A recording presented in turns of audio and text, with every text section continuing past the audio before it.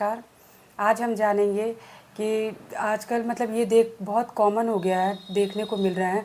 जैसे कि frozen shoulder मतलब कि फ्रीज हो जा रहे हैं कंधे, और जिसकी वजह से कोई भारी सामान उठाना, कुछ भी मतलब थोड़ा सा भी हाथ उठाने में दिक्कत होना, मोड़ ना पाना, ये सब चीज़ें देखने को मिल रही हैं। तो इसके लिए बहुत सारे मैनेजमेंट भी हैं, जैसे कि फिज़ियोथेरेपी, और एलोपैथिक में लोग इसका मेडिसिन यूज़ कर रहे हैं, कुछ लोग सर्जरी भी करा रहे हैं। तो इसमें हम जानेंगे कि होम्योपैथिक में इसका क्या मतलब, इस पे क्या काम करती है, और ये दिक्कतें बहुत ज़्यादा बढ़ते चली जा रही हैं। तो इस पे हम आज प्रकाश डालेंगे कि सर प्लीज़ आप बताएं। Thank you. आज का हमारा विषय है कंधे का दर्द, या जिसको हम मतलब अंग्रेजी में फ्रोजन सोल्जर कहते हैं। फ्रोजन सोल्जर बहुत कॉमन बीमारी के रूप में होती चली जा रही है, और फ्रोजन सोल्जर पे हम कोई भी बहुत विस्तारित चर्चा करें उससे पहले हम ये बताना चाहते हैं कि फ्रोजन सोल्जर है क्या, इसके सिम्टम्स क्या हैं, इसमें क्या क्या प्रॉब्लम्स आती हैं। फ्रोजन सोल्जर में जो सबसे बड़ी दिक्कत आती है वो ये आती है कि दोनों कंधों की जो फ्री मोबिलिटी है, एकदम फ्रीली जो मूव करता है कंधा, वो मूव नहीं कर पाता है।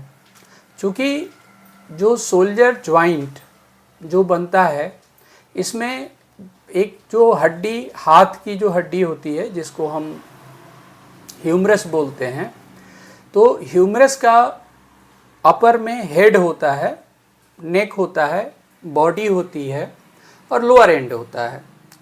हेड में दो प्रकार के होते हैं, ग्रेटर हेड होते हैं और लेसर हेड होते हैं। ग्रेटर हेड का पार्ट ही जो एक्रोमियन प्रोसेस होता है स्कैपुला का, जहाँ पे आकर के और वो पूरा बॉल एंड सॉकेट ज्वाइंट बनाता है, जिसमें 3 प्रोसेसेस, जो एक्रोमियन प्रोसेस, कोराक्वायड प्रोसेस और स्पाइनस प्रोसेस के बीच में, जैसे क्रिकेट के खिलाड़ी उंगली के बीच में बाल फंसा के रखते हैं, वैसे ही ये बाल की तरह फंसा हुआ रहता है। ह्यूमरस हेड का 1/8वां हिस्सा ही कैविटी से टच होता है, और वो बाकी के लिगामेंट और मसल्स, टेंडन और मसल्स के द्वारा बाइंड करके और वो कंधे से लटकता हुआ रहता है। कई एक कारण होते हैं, जैसे मान लीजिए हम अगर बहुत ज़्यादा हाथ का ओवर यूज़ कर दिए। जैसे पहले गांव में लोग कहते हैं कि आम का दिन है और आम झड़ा लेकर के आम चला चला के मारे, इतना न चला लिए कि गांव की भाषा में आके कहते हैं कि आज हमार बहिए उखड़ गेल बा, मतलब बाह उखड़ जाना। बाह उखड़ना इन द सेंस क्या होता है कि over exertion of the shoulder joint.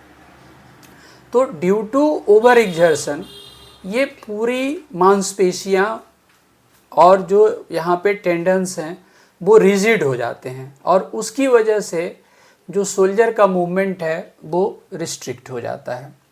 दूसरा है एक्सीडेंट। अक्सर जैसे बाइक या स्कूटी या इस तरह के जो एक्सीडेंट होते हैं, तो आदमी बैलेंस बनाने के लिए हाथों को फैलाता है, यानी कि हाथ पूरा जर्क कर जाता है, यानी खिंच जाता है। तीसरा होता है बचपना में अक्सर देखते हैं लोग कि दोस्त दोस्त में खेलने में, कूदने में, आपस में एक दूसरे का हाथ मरोड़ देते हैं लोग। कई लोग हाथ पीछे की तरफ करके मरोड़ देते हैं, पीठ पे मार देते हैं। तो ऐसी घटनाएं भी होती हैं। ये भी एक बहुत बड़ा कारण है फ्रोजन सोल्जर होने का। इसके बाद का जो कारण है वो है डायबिटीज़, बढ़ती उम्र।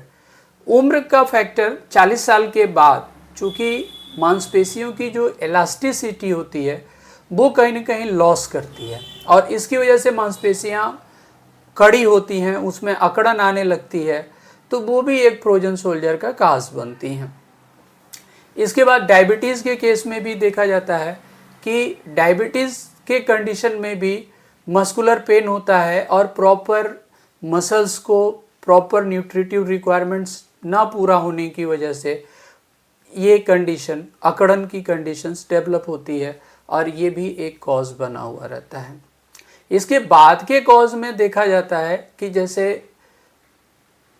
हीट या मतलब थर्मल स्ट्रोक, जैसे जाड़े के दिनों में लोगों को फ्रॉस्ट एयर का जो है स्ट्रोक लग जाता है, और वो भी एक कारण, स्ट्रोक जो है एक बहुत बड़ा कारण होता है।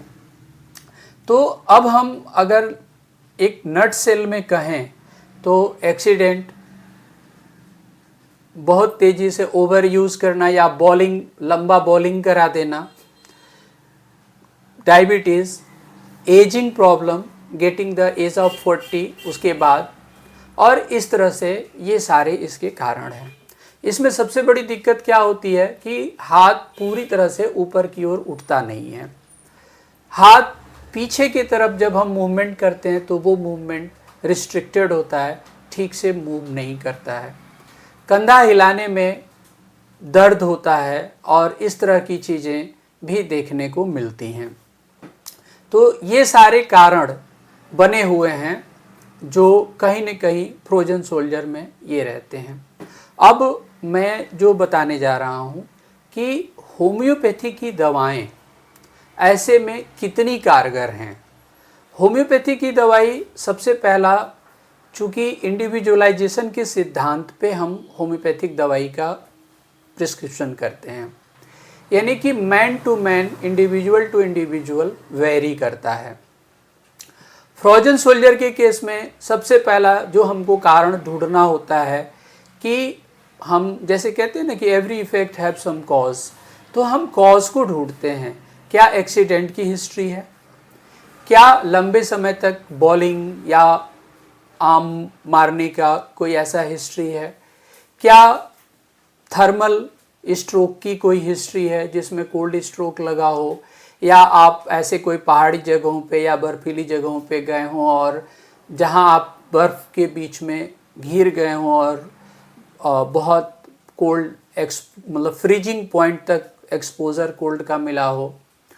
तो इस तरह से हम सारे कारणों को ढूंढते हैं और उसके आधार पे individual to individual, man to man हम फ्रोजन सोल्जर के लिए दवाओं का चयन करते हैं। इसके लिए हमारी होम्योपैथी की बहुत ही कारगर और प्रभावी दवाएं हैं, जिसमें मैं कुछ एक दवाओं का नाम ले रहा हूं, जिसमें सबसे पहला नाम मेरा आर्निका आता है, दूसरा रस्टक्स आता है, तीसरा रूटा आता है, फेरम मेटालिकम आता है, specially left sided frozen soldier के लिए फेरम मेट।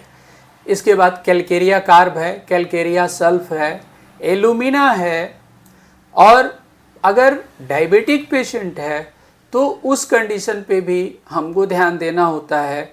डलका मारा, इवन अगर आप बर्फीली जगहों पे गए हों और वहाँ पे बर्फ़ का मतलब कोल्ड का, एक्सट्रीम कोल्ड का एक्सपोज़र, फ्रॉस्ट एयर का एक्सपोज़र मिला हो, तो डलका मारा के बारे में हम विचार कर सकते हैं, कैलकेरिया फ्लोरिका। तो इस तरह से ये ढेर सारी होम्योपैथी की दवाएं हैं जो फ्रोजन सोल्जर में बहुत ही कारगर और अच्छी दवाएं होती हैं।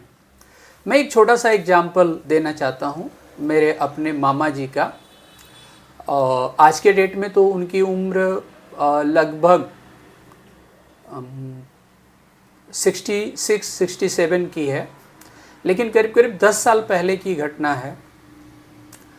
उनके दोनों हाथ थोड़े भी मूवमेंट नहीं ले रहे थे, थोड़ा भी उठ नहीं रहे थे, और उन्होंने ऑर्थोपेडिक और फिजिशियन को दिखाया। दिखाने के बाद लास्ट में लोगों द्वारा सजेस्ट किया गया कि हम मेडिसिन तो दे रहे हैं और अगर नहीं कुछ होगा तो जॉइंट्स के बीच में हम इंजेक्शंस देंगे, अगर उससे भी अगर हमें सफलता नहीं मिलती है तो हम फिर ऑपरेशन सजेस्ट करेंगे। मामा जी घबराए हुए आए और उन्होंने कहा कि डॉक्टर साहब ऐसी ऐसी बात है। हमने कहा कि हम हंसने लगे। हमने कहा मामा घबराइए नहीं और आपका बहुत आसानी से। लास्टली जब हमने कंप्लीट केस टेकिंग की और सारी चीज़ें देखा तो देखने के बाद उनकी चयनित दवा रस्टक्स थी, और आश्चर्य होगा, रस्टक्स 1000 पावर का एक खुराक मैंने दिया। लगभग 20 दिन के बाद again I have repeat Rhus tox 1 m, और लगभग 2 महीने बाद इतने में इनका हाथ अच्छे से मूवमेंट में आ चुका था और अच्छा मूवमेंट था। 2 महीने के बाद मैंने रस्टक्स 10 AM का एक डोज दे करके और छोड़ दिया और बोला कि जाइए मम्मा अब आप फ्री हैं। लास्ट 10 ईयर से दोबारा से ये इस तरह की कोई परेशानी नहीं हुई। तो ये एक सामान्य एग्जाम्पल है। एक एग्जाम्पल स्कूटर राइडिंग के समय में स्कूटर खास करके वेस्पा स्कूटर थी और जैसे स्लेटर ली गई तो अगला चक्का पूरा उठ गया और स्कूटर लेके गिरने के क्रम में क्या हुआ कि हाथ एकदम से खिंच गया सपोर्ट लेने के क्रम में, और जिसकी वजह से शोल्डर पेन होने लगा और मूवमेंट थोड़े रिस्ट्रिक्टेड होने लगे। वहाँ पे भी वही रस्टक्स 1000 पावर की एक खुराक दवा दी गई और उतने ही में वो चूँकि करंट का केस था तो वो अपना रिजल्ट दे दिया। इस प्रकार ये जो शोल्डर पेन और इस तरह की चीज़ें हैं, इसके लिए मैं सभी बंधुओं से ये आग्रह करूँगा कि एक बार आप होम्योपैथिक किसी अच्छे योग्य होम्योपैथ चिकित्सक से सलाह लेकर, अगर इस तरह की कोई भी परेशानी आपके साथ है तो इसके लिए होम्योपैथ की दवा लें। वास्तव में बहुत ही रामबाण और कारगर दवा है और इससे आपको कोई साइड इफ़ेक्ट भी नहीं होगा, किसी अन्य प्रकार की कोई आइट्राजेनिक डिजीज़, ड्रग डिजीज़ या इस तरह की चीज़ें भी नहीं होंगी। और इसी के साथ आज का वीडियो यहीं समाप्त होता है। नमस्कार, धन्यवाद।